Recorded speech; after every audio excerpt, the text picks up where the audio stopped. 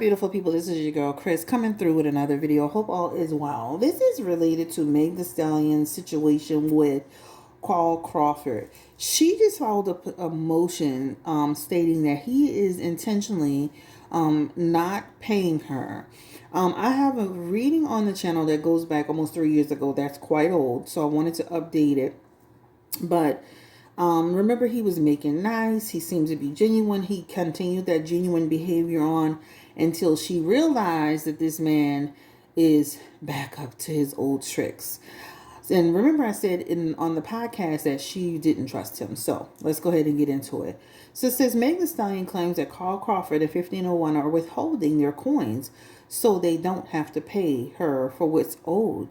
Says their account only has 10K in it. But she has made millions. All right, this is from the Neighborhood Talk. Neighbors, get into this. The battle between Meg Thee Stallion and her former label 1501 is far from over. Meg has now filed a motion to get a third party involved in their to figure out what's going on with 1501's financial status. According to the motion obtained by TMZ, Meg is claiming that 1501 is withholding how much they really earn so they can stall in paying her. That is 100% true.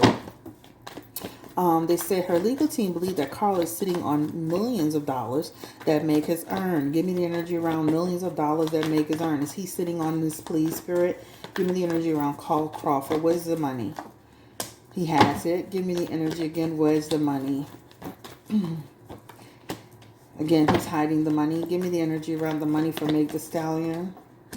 And it'll come to light, guys, through the court proceedings, right? He's here as the thief, I want to say the thief, but I'm going to say the person who's up to no good, all right? So it definitely shows his energy based on his messages that he is definitely withholding the money. And this is him again withholding the money. He knows exactly where the money is. He's not using his discernment. Sir, you might want to get your mind right because this is all going to come out in court. Give me the energy around. Will he have to make some type of deal to give Megan her money?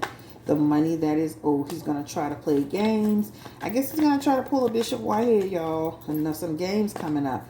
But ultimately, it shows in the messages that Meg Thee Stallion will be able to come to some resolution with that 9 of Cups around the financial aspects of this money. This definitely shows 1 to 9 months. Hopefully it doesn't take 9, but it is what it is in these messages. But it definitely shows digging deeper, his judgment. This man is up to no good. This is why I was saying he was coming off so genuine, but that's why I was saying even in the podcast that I did on Chat with Nola, I was saying how this man, she doesn't trust this man. And look at him. He apologized publicly and even, threw out the red carpet for her in Texas. And to me, that was weird because that made me feel like he was letting all the people that he had possibly had a conversation with about his feelings towards Meg to say, stand down from Meg Thee Stallion. Don't do anything. That's just how I took it. To me, it was almost sending a blanket statement like we're welcoming her. We're allowing her in. That's how I took it, right? So she has a right to not trust this man. Again, it does show that it's going to go, it will be resolved. What is the energy? Why is he doing this, Spirit? Why is he doing it? We can all surmise why he's doing it. Why is he doing this? And the thing is this all about that what? It goes back to that contract, right? This is the deal, and I know some people feel like, they try to take sides. Listen, she signed a contract. She didn't honor her contract. She went through the course of force situation. This man is playing chess and not checkers with her, even though ultimately he's going to have to come to some agreement. This is what happens when you sign a bad contract. This is what happens when you don't do things the right way and go through the right process to get yourself out of your contract. I don't care. When you sign a contract for somebody, if you feel it's not a good contract and you're trying to get out that contract, you should be going to court to officially buy your contract, just like Offset is trying to do. And even he's still having problems. But you should have been trying to buy your way out this contract. This man is not playing with you. And I knew one day he was going to try to affect her. Give me the energy around Meg Thee Stallion again and Carl Crawford and their legal situation. This man really up here playing games. And that 4 sources continued stress. Along with that energy around avoiding trying to come up with that money. and even, but he's gonna have to. So just know he's gonna have to come through and make some type. She's gonna get a win from this situation, but at the end of the day, this is what happens when you do bad business and you sign bad contracts and you're not communicating and doing things all willy nilly. You know, you sign a bad contract. You got to do things the right way. Buy yourself out the door. Is 1501 affected financially through all this Meg the Stallion confusion and debacle? Will his record label eventually, and he's gonna find himself dealing with Meg the Stallion and all this. He's gonna find himself through this situation, through his own actions and everything else. His label's gonna struggle, guys. That could represent a failed record label. So he needs to play chess, not checkers. I know he's able to withhold some money and do this and do that. And I feel like they're wrong on both sides. I'm going to be honest with you.